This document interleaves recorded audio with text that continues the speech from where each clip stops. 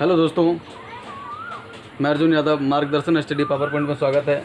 आज आप लोगों के सामने वृत्त के बारे में समझाएंगे कि वृत्त क्या होता है और वृत्त का क्षेत्रफल क्या होता है और वृत्त का सूत्र का हम कैसे प्रयोग करेंगे।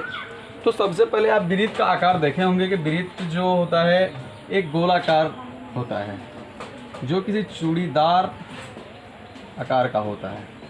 ऐसे होता है पूरे गोल चूड़ी के आकार का। तो सबसे पहले बोलेंगे कि आप वृत्त जो होता है तो वृत्त में एक केंद्र होता है, इसको केंद्र बोलते हैं। तो सबसे पहले वृत्त को सूचित किया जाता है केंद्र को। तो केंद्र जो होता है उसके चारों कतन जो चारों साइड में जो घुमा रहता है ये 360 डिग्री पे घुमा रहता है। मतलब वृत्त के आसपास कोई भी अगर आप बिंदु खींचेंगे तो इस पे जो घुमाए तो ये बिंदु पे कितना डिग्री कोण बना रहा है? 360 डिग्री का। अब देखिए केंद्र से वृत्त के परिधि, आप देखिए सबसे पहले इसको केंद्र बोलेंगे और इसको बोलते हैं परिधि। इसको क्या बोलते हैं? परिधि। अब केंद्र से वृत्त की परिधि तक की दूरी को इसको त्रिज्या बोलते हैं। क्या बोलते हैं? त्रिज्या। इसको त्रिज्या बोलते हैं।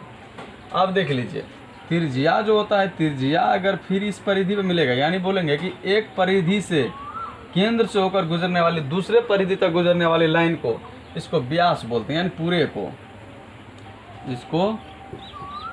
इसको व्यास बोलते हैं। इसके डी से सूचित किया जाता है और इसे आर से सूचित किया जाता है। अब देखिए अगर कोई लाइन हो कि बिना केंद्र से गुजरे हुए एक परिधि से दूसरी परिधि तक गुजरता है, इसको जीवा कहते हैं। सबसे बड़ी लाइन को भी जीवा कहते हैं जो केंद्र से भी नहीं गुजरता है, सबसे पहले ये आप समझ गए कि वृत्त का जीवा क्या होता है, केंद्र क्या होता है, परिधि किसको बोलते हैं। केंद्र की जिस परिधि का मतलब ये होता है कि जितना रेडियस बढ़ेगा, जितना त्रिज्या बढ़ेगा उतना क्षेत्रफल भी बढ़ेगा। सबसे पहले परिधि समझ गए। परिधि का मतलब होता है किसी भी आकार के बाहरी भाग को छेकने वाली जगह। अब मान लीजिए इतना जगह है, इसके बाहर भाग में ये जो लाइन खींचा गया इसी को परिधि बोलते हैं। तो सबसे पहले चलते हैं कि आप देखते हैं कि सारे सूत्र क्या होता है वृत्त का। तो सबसे पहले चलते हैं वृत्त का क्षेत्रफल कैसे समझेंगे। वृत्त का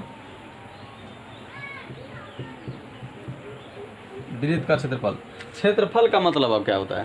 क्षेत्रफल जो होता है ये जो वृत्त दिया गया है, ये जो घेरा है आकार, चाहे कोई भी वृत्त है, ये वृत्त है इतना जगह छेका है, ये वृत्त है इतना जगह छेका है, ये वृत्त है जितना ये कम जगह छेका है, ये ज़्यादा छेका, इससे भी ज़्यादा जगह को छेक लिया है।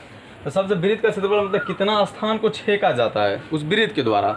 तो सबसे पहले वृत्त का सूत्र जब होगा तो πr², यानी जितना रेडियस बढ़ेगा, यानी त्रिज्या जितना बढ़ेगा उतना वृत्त बड़ा आकार सहज होगा।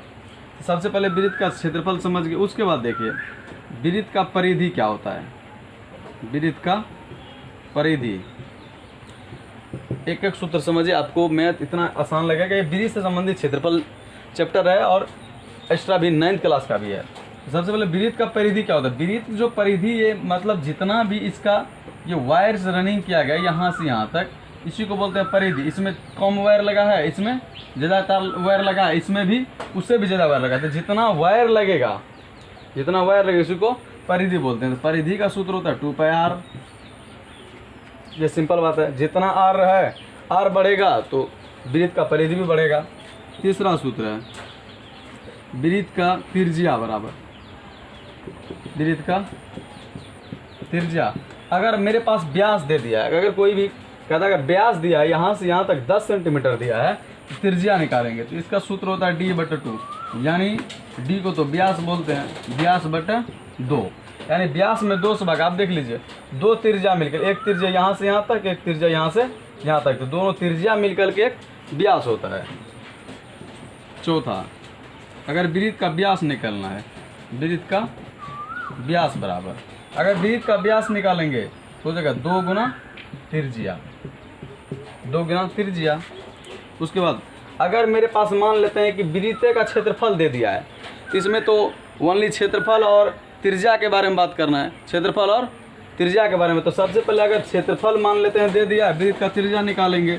तो वृत्त का त्रिज्या बराबर, तो वृत्त का त्रिज्या जब निकालेंगे तो सबसे पहले हो जाएगा क्षेत्रफल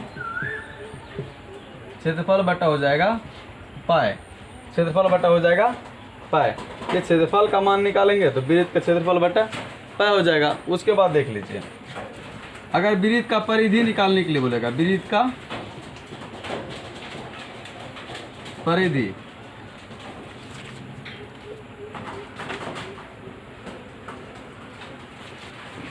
हम मान लेते हैं वृत्त का त्रिज्या, अगर दूसरा मान लेते हैं कि वृत्त का परिधि दिया हुआ है, मान लेते हैं 2πr दिया हुआ है, इसका परिधि है तो इसका त्रिज्या कैसे निकालेंगे। यहाँ पर हो जाएगा वृत्त का परिधि,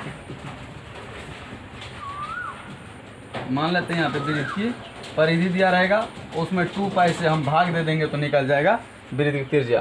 तो ये था वृत्त से संबंधित वृत्त का क्षेत्रफल कैसे निकालेंगे, परिधि कैसे निकालेंगे, व्यास। ये सूत्र अगर आप याद कर लेते हैं तो कभी भी आपको कोई प्रॉब्लम, कोई भी क्वेश्चन बनाने में नहीं होता। अब चलते हैं अर्धवृत्त क्या होता है, अर्धवृत्त को समझते हैं। अर्धवृत्त जो होता है वृत्त का आधा भाग होता है, वृत्त का आधा भाग होता है। ये तो केंद्र है, इसको तो त्रिज्या बोलते हैं, ये आप लोग को पता है त्रिज्या, इसको भी त्रिज्या बोलते हैं। पूरे ए और बी को व्यास बोलते हैं। तो सबसे पहले देखिए अर्धवृत्त में सबसे पहले होता है कि इसका अर्धवृत्त का क्षेत्रफल देखिए, अर्धवृत्त का क्षेत्रफल आप देख लीजिए, वृत्त का क्षेत्रफल πr² हुआ, वृत्त का क्षेत्रफल πr² हुआ, तो इसका जो πr² क्या हो जाएगा, πr² बटा 2, πr² बटा 2 हो जाएगा, क्योंकि जितना भी वृत्त का क्षेत्रफल है उससे आधा हो जाएगा, यानी अर्धवृत्त का क्षेत्रफल। यहाँ पे r बराबर हम d/2 लिख सकते हैं, तो π/2 r जो होता है d/2 का होल स्क्वायर, इसका सूत्र हो जाएगा πd² / 8 भी होता है। उसके बाद देख लीजिए दूसरा सूत्र, अर्धवृत्त का परिमाप, अर्धवृत्त का परिधि या परिमाप। अर्धवृत्त में परिधि देख लीजिए, यहाँ से यहाँ तक अगर वृत्त में परिधि 2πr होता है, वृत्त में परिधि क्या होता है 2πr, तो अर्धवृत्त में परिधि में 2πr में 2 से भाग दे देंगे तो कितना हो जाएगा πr। उसके बाद देख लीजिए यहाँ पे इसमें जो वायर खर्चा हुआ है, वायर यहाँ से यहाँ तक एक नीचे वाला वायर, ये भी वायर खर्चा हुआ है, क्या कि अर्धवृत्त जो होगा तो ऊपर वाला भी होगा, तो r जोड़ r, तो प्लस में क्या हो जाएगा 2r।